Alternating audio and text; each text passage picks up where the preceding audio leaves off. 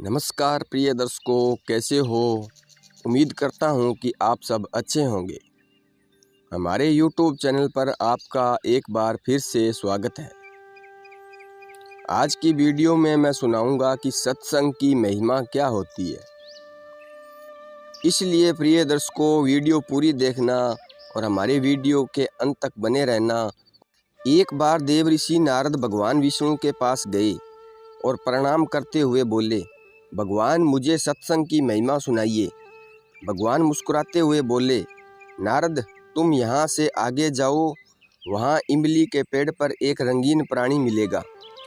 वह सत्संग की महिमा जानता है, वही तुम्हें भी समझाएगा। नारद जी खुशी खुशी इमली के पेड़ के पास गए और गिरगिट से बातें करने लगे। उन्होंने गिरगिट से सत्संग की महिमा के बारे में पूछा। सवाल सुनते ही वह गिरगिट पेड़ से नीचे गिर गया और छटपटाते हुए प्राण छोड़ दिए। नारद जी आश्चर्यचकित होकर लौट आए और कहा, भगवान को सारा वृत्तांत सुनाया। भगवान ने मुस्कुराते हुए कहा, इस बार तुम नगर के उस धनवान घर जाओ और वहाँ जो तोता पिंजरे में दिखेगा उसी से सत्संग की महिमा पूछ लेना।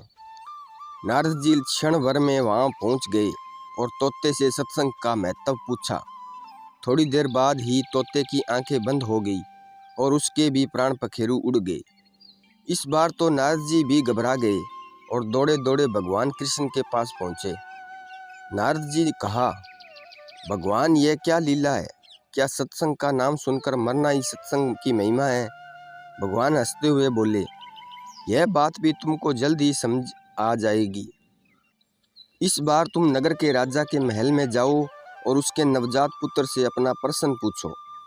नारद जी तो थर थर कांपने लगे और बोले, अभी तक तो पक्षी ही अपने प्राण छोड़ रहे थे, इस बार अगर वह नवजात राजपुत्र मर गया तो राजा मुझे जिंदा नहीं छोड़ेगा।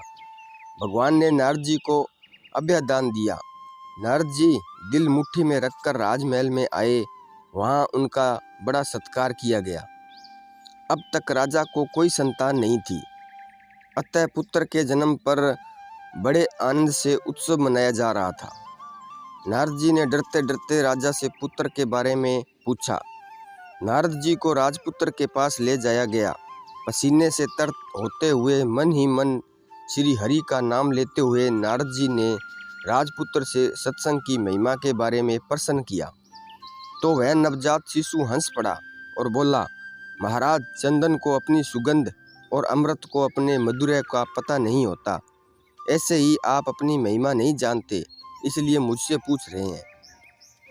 वास्तव में आप ही एक क्षण मात्र के संग से मैं गिरगिट की योनि से मुक्त हो गया और आप ही के दर्शन मात्र से तोते की शुद्र योनि से मुक्त होकर इस मनुष्य जन्म को पा सका। आपके सानिध्य मात्र से मेरी कितनी सारी योनियां कट गई और मैं सीधे मानव तन में ही नहीं पहुंचा, अपितु राजपुत्र भी बना। यह सत्संग का ही एक अद्भुत प्रभाव है। बालक बोला, हे ऋषिवर, आप मुझे आशीर्वाद दें कि मैं मनुष्य जन्म के परम लक्ष्य को पा लूं। नारद जी ने खुशी खुशी आशीर्वाद दिया और भगवान श्री हरि के पास जाकर सब कुछ बता दिया। भगवान ने कहा, सचमुच सत्संग की बड़ी महिमा है। संत का ही सही गौरव या तो संत जानते हैं या उनके सच्चे प्रेमी।